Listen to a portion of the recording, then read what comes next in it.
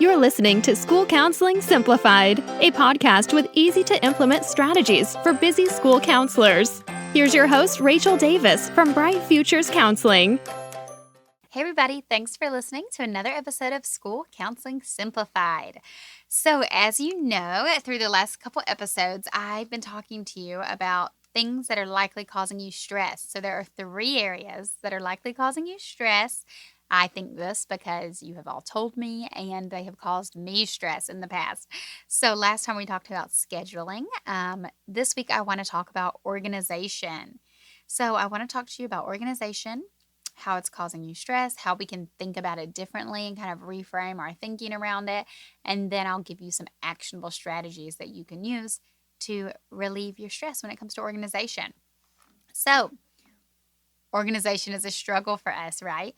I want you to think about it. Think about your office and be honest with yourself. On a scale of 1 to 10, how much of a mess is it? Do you have a messy desk?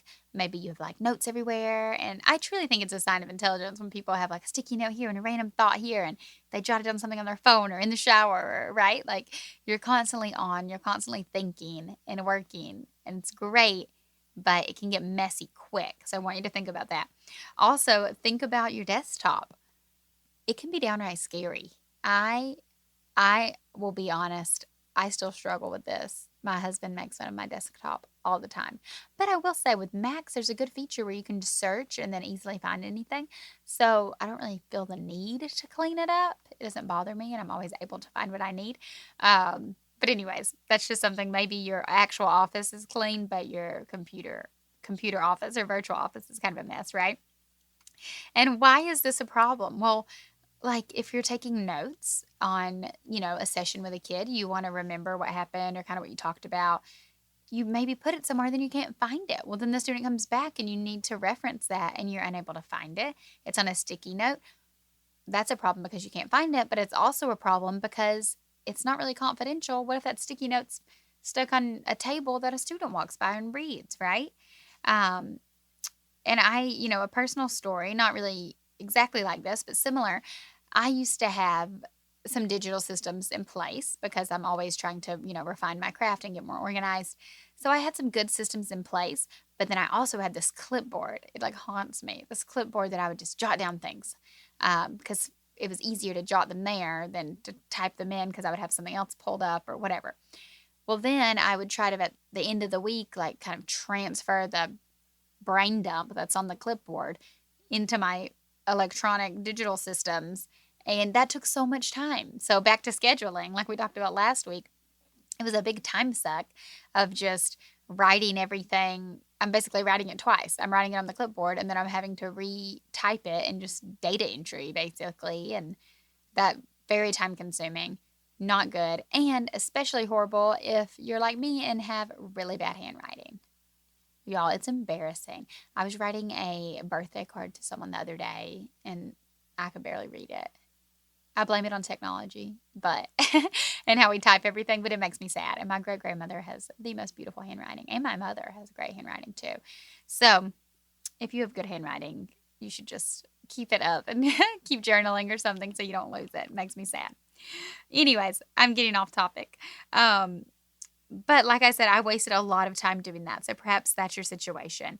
Or perhaps I know a lot of people find things online that they want to use, activities with your students. Maybe you found on Pinterest or you bought something off TPT, a lesson.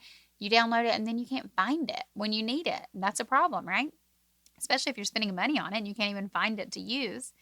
So I want you to think, how great would it be to have systems for this? How great would it be to have an organization system to manage your caseload where you could track, this person has turned in their permission slip, but we're waiting for this other group member, or this person's teacher said they were available between these times and this person between these times. Different things like that, right? What about a color-coded calendar? Is anyone else out there like me and loves to color code things? How great would that be just to look at your calendar and to know exactly what part of your day is spent doing what. And back to scheduling, like we were talking about before, it's so nice to see on there you could color block your times. We talked about with the crisis response team, like knowing what times you were supposed to have it makes me very happy to see a color-coded calendar. And a personal story about this. So forever, I would always have teachers stopping by and saying, "Hey, are you seeing us at this time? Or are you coming in for a lesson today? Or I don't remember." And it was just always a mess. And I would be like, I don't know. I have to go look. I have it written down in my office. But 2 points here. One, if you use the system I mentioned before where you're sending them a calendar invite, they already know and they're not having to chase you down and ask you. And two, you're not expected to know all of this off the top of your head.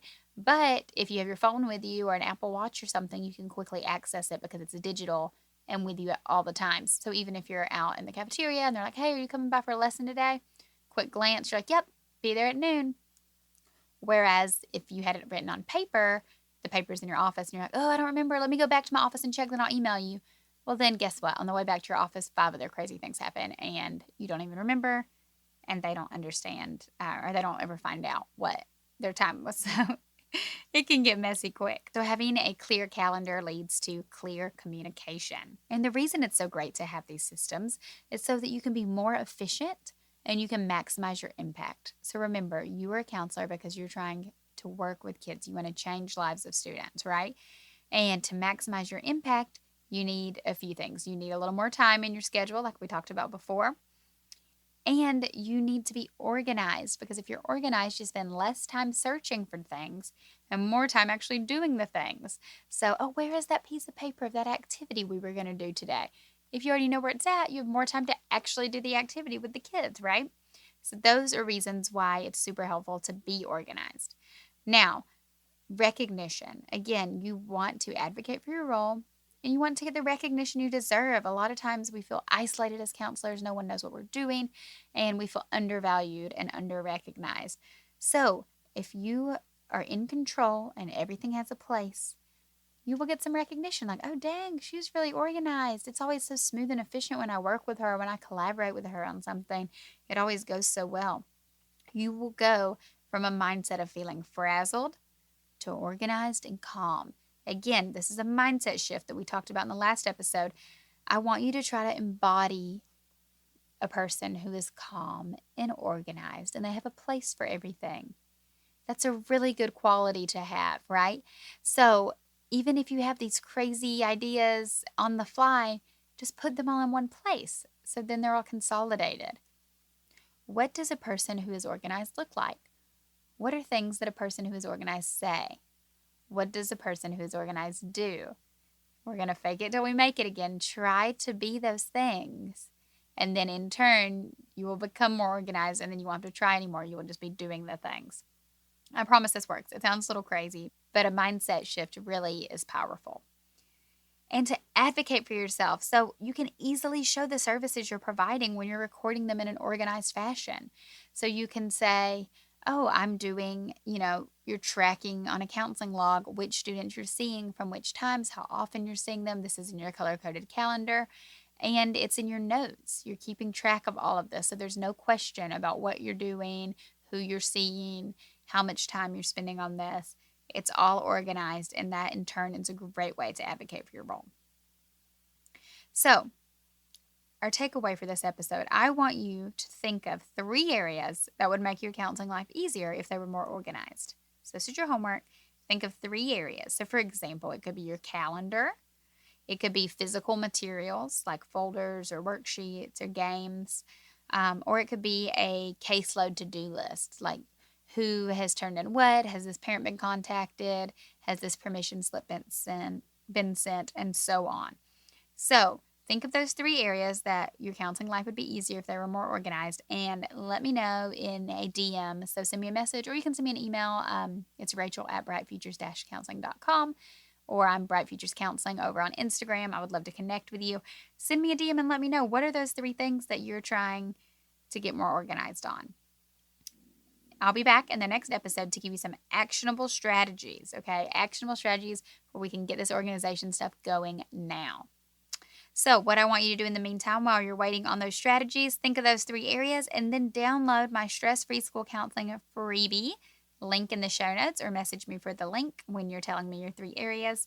A part of the Stress-Free School Counseling freebie is a stress-free organization guide.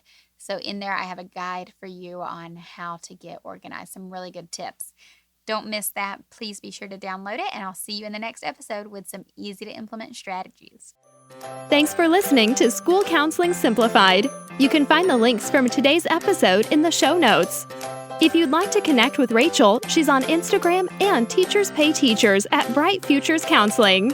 Be sure to subscribe to the podcast so you don't miss any episodes of School Counseling Simplified. Talk to you next week.